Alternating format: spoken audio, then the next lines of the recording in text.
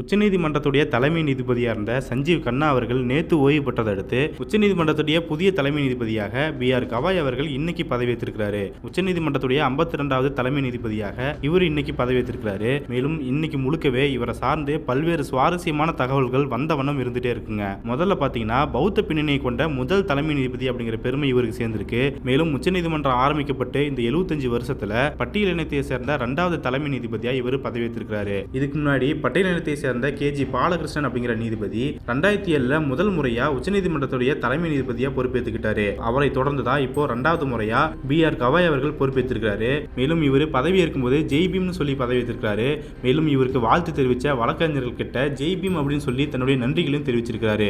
மேலும் இவருக்கு கூடுதல் சிறப்பு என்னன்னா, இவருடைய தந்தையான R.S. கவாய் அவர்கள் மிகப்பெரிய அரசியல் பின்னணி கொண்டவர். டாக்டர் அம்பேத்கர் கூட நெருங்கி பழகி அவர் பௌத்தம் ஏத்துக்கிட்ட போது இவருடைய தந்தையும் சேர்ந்து பௌத்தத்தை தழுவிருக்கிறாரு. அதை தொடர்ந்து இந்திய குடியரசு கட்சியில தொடர்ந்து செயல்பட்டு அந்த கட்சிக்கு தலைவராகவும் செயல்பட்டு இருக்கிறாரு. மேலும் 2000ங்களுக்கு பிறகு கேரளா மற்றும் பீகார் மாநில ஆளுநராக இவருடைய தந்தையான R.S. கவாய் அவர்கள் பொறுப்பு வகிச்சிருக்கிறாரு. மேலும் இதையெல்லாம் தாண்டி ரொம்ப முக்கியமா இவர் பதவி ஏற்றுக்கிறதுக்கு முன்னாடியே மோடி அரசுக்கு ஒரு பெரிய குட்டு ஒன்று வச்சிருக்கிறாரு. அந்த விஷயம் கடந்த 2 நாளா பேச போற அந்த சமயத்துல தான் இன்னைக்கு அவர் பதவி ஏற்றிருக்கிறாரு. எனவே இவர் என்ன விஷயத்தை அப்படி பேசியிருந்தாரு, இவருடைய பின்புலம் என்ன, இவர் ஹேண்டில் பண்ண கேசுகள் என்னென்ன இருக்கு, மேலும் இனிமே ஹேண்டில் பண்ண போற முக்கியமான கேசுகள் என்னென்ன அப்படிங்கிறத இந்த வீடியோவில் பார்க்கலாம்.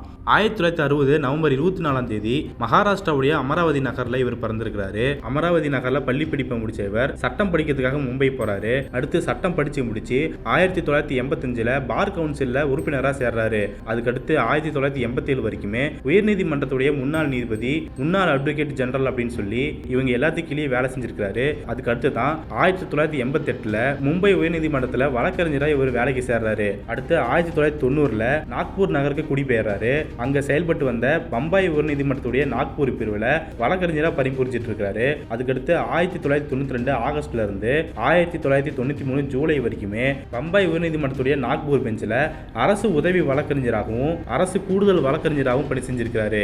அதுக்கடுத்து ஜனவரி 17, 2000 மும்பை உயர்நீதிமன்றத்துடைய நாக்பூர் பெஞ்சுக்கு அரசு வழக்கறிஞரா இவர் நியமிக்கப்படுறாரு. பின்னாடி 2003 நவம்பர் 14ஆம் தேதி உயர்நீதிமன்றத்தில் கூடுதல் நீதிபதியா நியமிக்கப்படுறாரு. அடுத்து 2005 நவம்பர் 12ஆம் தேதியிலிருந்து பம்பாய் உயர்நீதிமன்றத்துடைய நிரந்தர நீதிபதியை இவர் செயல்படுறாரு.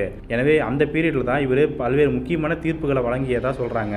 எனவே தொடர்ந்து 14 வருஷங்கள் அதே உயர்நீதிமன்ற நீதிபதியா பணியாற்றுறாரு.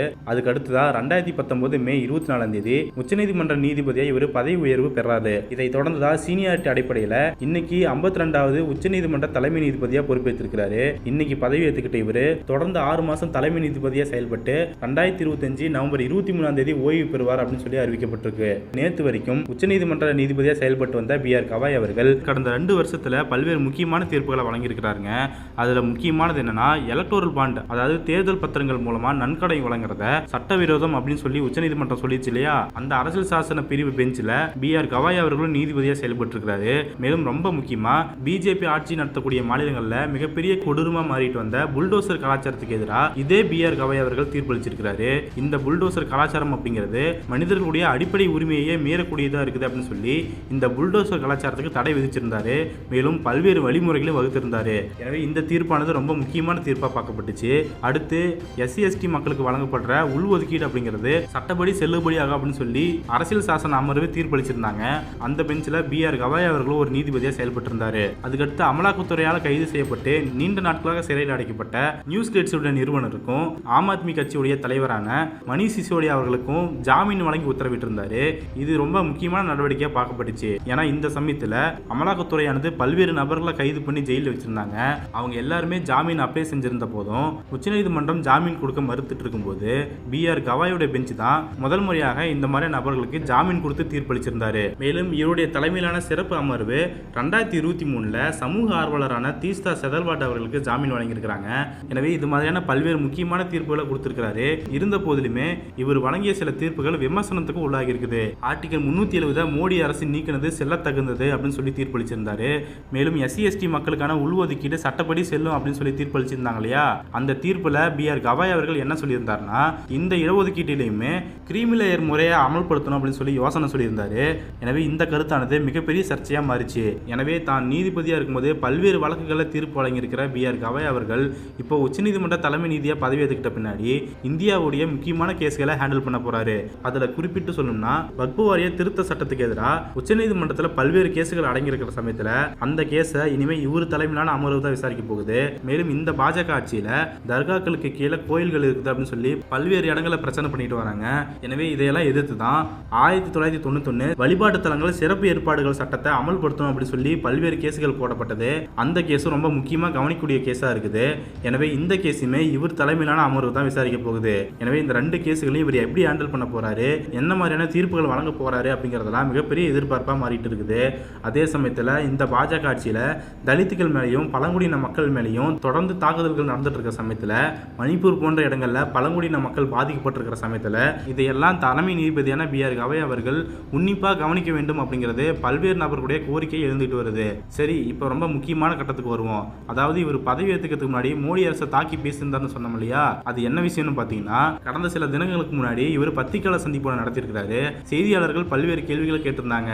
அதுல முக்கியமா என்ன கேட்கறாங்கன்னா, நீதிபதியா இருக்கக்கூடியவர்கள் ஓய்வு பெற்ற பின்னாடி அரசியல் பதவிகளுக்கெல்லாம் போறாங்களே, அதை பத்தி என்ன நினைக்கிறீங்க அப்படின்னு கேட்கும்போது எனக்கு அதுல உடன்பாடு இல்லை அப்படின்னும், நான் ரிட்டையர் ஆகும்போது இந்த மாதிரியான அரசியல் பதவிகளை நான் ஏத்துக்க மாட்டேன் அப்படின்னு சொல்லி பகிரங்கமா அறிவிச்சிருந்தாரு. எனவே இந்த அறிவிப்பானது தான் மோடி அரசுடைய செயல்பாட்டுக்கு பெரிய இடியா மாறி இருக்குது அப்படின்னு சொல்லலாம். குறிப்பா சொல்லணும்னா இவர் இப்படி பேசுறது அப்படிங்கிறது பிஜேபியுடைய பல்வேறு செயல்பாடுகளை வெளிக்கொண்டு வந்திருக்கு அப்படின்னு சொல்லலாம். அதுக்கு மிக முக்கியமான காரணம் என்னன்னா, பிஜேபி அரசுல மட்டும் பல்வேறு நீதிபதிகள் ஓய்வு பெற்ற பின்னாடி பல்வேறு பொறுப்புகளை நியமிக்கப்பட்டிருக்கிறாங்க. அவங்களுக்கு பிஜேபி ஆதாயத்தை தேடி தந்திருக்கு அப்படிங்கறதா பல்வேறு நபர்களும் வைக்கக்கூடிய குற்றச்சாட்டா இருக்குது. அதுல ரொம்ப முக்கியமா அயோத்தி தீர்ப்பை எழுதின 5 நீதிபதிகள்ல சந்திரசூட் அவர்களை தவிர்த்து மீதி இருக்கிற 4 நீதிபதிகள் இப்போ கவர்னராகவும் எம்பியாகவும் பல்வேறு அமைப்புகளுடைய தலைவர்களாகவும் செயல்பட்டு வராங்க. அதுவும் அவங்க நீதிபதி பதவியிலிருந்து விலகிய பின்னாடி கொஞ்ச நாட்கள்லயே அவங்களுக்கு அந்த பதவிகள் கிடைக்குது. மேலும் மேற்கு வங்காளத்தில் கூட 2 நீதிபதிகள் ஓய்வு பெற்ற உடனே பிஜேபியில் போய் சேர்ந்தாங்க. அதுல ஒருத்தர் இப்ப எம்பியாவும் ஆகிட்டாருங்க. எனவே முன்னாள் நீதிபதிகள் இப்படி பாஜகவில் சேர்ந்து செயல்படுறதும் பதவிகளை அனுபவிக்கிறது அப்படிங்கிறது தொடர்கதையா மாறிட்டு வருது. இந்த சமயத்தில் தான் இது சார்ந்த கேள்வி முன்வைக்கிறாங்க. எனவே இந்த தருணத்தில் தான் BR கவாய் அவர்கள் நான் இந்த மாதிரியான பதவிகள்லாம் ஏற்றுக்க மாட்டேன் அப்படின்னு சொல்லி பகிரங்கமாக அறிவிச்சிருக்கிறது அப்படிங்கிறது மோடி அரசுக்கு ஒரு இடியாகத்தான் பார்க்கப்படுது. மோடிக்கு ஒரு நல்ல ஸ்ட்ராங் மெசேஜ் ஒன்று சொல்லியிருக்கிறாரு அப்படின்னு சொல்லி தான் பல்வேறு நபர்களும் பதிவிட்டு வராங்க. மேலும் தமிழ்நாடு அரசு தொடர்ந்த ஆளுநர் வழக்கில் ஆளுநருக்கும் குடியரசுத் தலைவருக்கும் கால வரையறையும் நிர்ணயிச்சிருந்தாங்க. எனவே இதை தொடர்ந்து தான் நிஷிகாந்த் துபே துணை குடியரசுத் தலைவர் அப்படின்னு சொல்லி பாஜகவை சேர்ந்தவர்கள் எல்லாருமே உச்சநீதிமன்றத்தை கடுமையாக தாக்க முற்பட்டாங்க. அது எப்படி நீங்க போய் எங்களுக்கு கட்டளை இடலாம் அப்படின்னு சொல்லி எல்லாம் பேசியிருந்தாங்க. இது சார்ந்தும் BR கவாய் அவர்கள்கிட்ட கேள்வி முன்வைக்கப்படுதுங்க. அதுக்கு ஒரு டைரக்டா என்ன சொல்றாருன்னா, கோர்ட்டுடைய மாண்பு அதாவது டிக்னிட்டி குறையிற வகையில் யார் பேசினாலும் யார் நடந்துக்கிட்டாலும் அவங்க மேல கடுமையா ஆக்ஷன் எடுக்கப்படும் அப்படின்னு சொல்லி சொல்லியிருந்தாரு. எந்த காம்ப்ரமைஸையும் நான் பண்ணிக்க மாட்டேன் அப்படின்னு சொல்லி ஸ்ட்ராங்கா தெரிவிச்சிருந்தாரு. எனவே இதுவுமே ரொம்ப முக்கியமானதா பார்க்கப்படுது. ஸோ நேர்மையானவராகவும் அரசியலமைப்பு சட்டத்தை நன்கு புரிஞ்சவராகவும் அறியப்படுற BR கவாய் அவர்கள் இப்போ தலைமை நீதிபதியா பொறுப்பேற்றிருக்கிறாரு. கோர்ட்டை பத்தியும் அரசியல் பதவிகளை பத்தியும் இப்படிப்பட்ட கருத்தை தெரிவிச்சிருக்கிற BR கவாய் அவர்கள் இனிமே வகிக்க போற புதிய பதவியில எப்படி செயல்பட போறாரு அப்படிங்கறதெல்லாம் மக்களுக்கு பெரிய எதிர்பார்ப்பா மாறி இருக்குது. எனவே என்ன நடக்குது அப்படிங்கறதெல்லாம் பொறுத்திருந்து பார்க்கலாம்.